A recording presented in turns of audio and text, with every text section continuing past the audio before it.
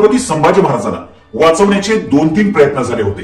त्यातला एक प्रयत्न धनगर समाजाच्या काही तरुण पोरांनी कराडच्या जवळ मोगलांच्या फौजेवरती हल्ला करून शंभूराजांना वाचवण्याचा एक धाडसी प्रयत्न केला होता. काय घडलं होतं जाणून घेऊया या व्हिडिओमधून. छत्रपती संभाजी महाराजांना संगमेश्वरात मुकरब खानानं कैद केलं. तो आपल्या सैन्याला म्हणाला, जल्दी करो, वक्त नहीं है हमारे पास. जितक्या लवकर शक्य होईल तितक्या लवकर संभाजीराजांना घेऊन बहादूरगडाकडे चला. मलकापूर मार्गे मुकरब खानाच्या फौजेनं वारणा नदी ओलांडली. कराडच्या जवळ मोगलांच्या फौजेचा तळ पडला. संभाजीराजांना कैद केल्याच्या आनंदामध्ये मोगल जल्लोष करत होते. त्या कराडच्या तळावर मोगल सैन्य एकमेकांना छात्या भिडवत मिठ्या मारून जल्लोष साजरा करत होते. सुना काफिर संभाग कैद हुआ, सुभान अल्लाह असा जल्लोष मोगली सैन्याकडून सुरू होता. इकडे पाथरपूरच्या धनगरवाड्याजवळून काही गावकरी मगापासून घाबरेगुबरे होऊन गावाकडे पळत होते. वाटेत एकमेकांच्या कानामध्ये काहीतरी कुजबुजत होते. लोकांच्या त्या गूढ हालचाली आणि पळापळ बघून धनगरवाड्याच्या समोर उभे असणाऱ्या 7-8 पोरांना काहीतरी गडबड असल्याचं लक्षात आलं. पलीकडच्या झाडाखाली पाथरपूरचे काही शेतकरी उभे होते. ते गंभीर स्वरात आणि दबक्या आवाजात आपापसात काहीतरी कुजबुजत होते. लय वंगाळ झालं असं व्हायला नको होतं. देवा थोरलं महाराज जाऊन अजून 10 वर्ष झाली नाही तोपर्यंत त्यांच्या लेकराचं हे हाल व्हावत. धनगरवाड्यासमोर उभ्या असलेल्या 7-8 पोरांमधलं एक पोरग धिटाईनं पुढे झालं. त्या गावकऱ्यांना विचारू लागलं, काय गो पाहुणं, एवढं कानात तेल घालून काय बोलताय? एक गावकरी म्हणाला, आपल्या शंभूराजांसोबत घात झाला रे पोरांनो. शंभूराजांना कैद केलं दुश्मनानं. साखळदंडाने बांधून फरफटत उडत घोड्याच्या पाठीवरती लादून मोगल त्यांना घेऊन चाललेत. तो शेतकरी पाण्यानं भरलेले डोळे पुसत त्या तरण्याबाण पोरांना सांगत होता. ते बोल कानावर पडताच त्या धनगरांच्या पोरांची तोंड पांढरी ठाक पडली. ती भयंकर बातमी आता गावात वाऱ्यासारखी पसरत होती.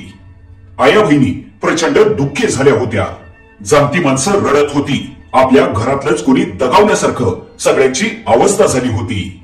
ते झपाट्यानं बदलणारं वातावरण बघून धनगरांची ती लेकरं हादरली. पोरं गळ्यात गळा घालून हमसून हमसून रडू लागली. एकानं दुसऱ्याला विचारलं, काय करायचं आता? देवा मल्हारी राया, काय झाला हा म्हणायचा घोड.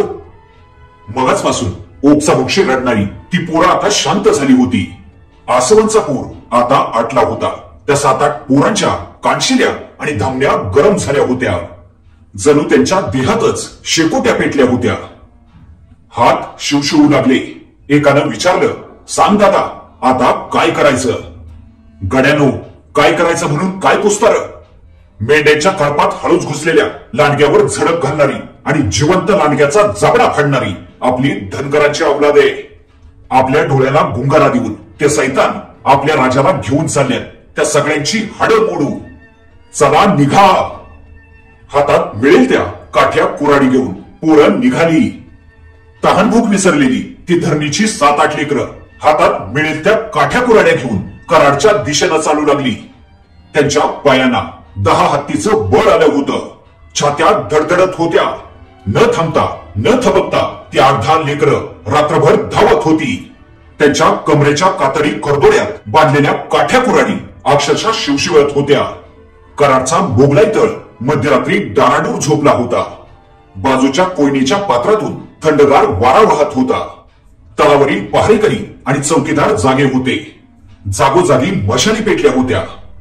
शेळीच्या खंडव्यात बसलेल्या लांडग्याला शोधण्यासाठी जसा हुशार धनगर दबकत दबकत पावलं पुढे टाकत असतो, तशी ही धनगरांची 7-8 पोरं आपल्या राजाला कैद करणाऱ्या लांडगेच्या शोधात पुढे निघाली होती. येळकोट येळकोट, जय मल्हार, हर हर महादेव या आरोळ्या ठोकत त्यांनी समोर दिसणाऱ्या पहारेकऱ्यांवर झडप घालायला सुरुवात केली. आपल्या चिवट हातांनी त्यांच्या हातातील दिवट्या हिसकावून घेतल्या. बघता बघता झटापट झाली. पोरांनी जळत्या दिवट्या पहारेकऱ्यांच्या एका तंबूवर फेकल्या. बघता बघता तंबू धडाधड पेटू लागला. कापरानं जसा पेट धरावा तसा तंबूमध्ये आगीचा डोंब उठला. भागो भागो, आग आग असा एकच गलका उडाला. तंबूच्या आतून या अल्लाह, बचाव अशा किलकाऱ्या ऐकू येऊ लागल्या. पोरांनी सोबत आणलेल्या काठ्या कुऱ्हाडी हातात घेतल्या होत्या. त्यांनी समोर येणाऱ्या मोगल सैनिकांना धोपाट्या घालून माग लुटायला सुरुवात केली. मोगलांच्या तळावरील तंबूला लागलेल्या आगीपेक्षा त्या पोरांच्या पोरात लागलेली आग जास्त भडका घेत होती. ते बेबीच्या देठापासून ओरडत होते. समोर दिसणाऱ्या मोगली सैनिकावर घाव घालत होते. पण पोरांच्या जिद्दीपेक्षा मोगलाई तळाची ताकद दाटगी होती. बाजूची मोगली सैनिक तलवारी घेऊन त्या पोरांच्या दिशेनं धावत येत होते. त्या 8-10 रानपाखरांना ताबडतोब जेरबंद केलं गेलं. मोगलांच्या शेकडो तलवारींनी त्यांच्या शरीराच्या खंडोळ्या केल्या. आपल्या राजाला वाचवण्याचा प्रयत्न करणाऱ्या त्या पोरांचा प्रयत्न अपयशी ठरला. कराडच्या मोगली तळावर शंभूराजांना वाचवण्यासाठी धनगरांच्या 7-8 पोरांनी आपलं बलिदान दिलं.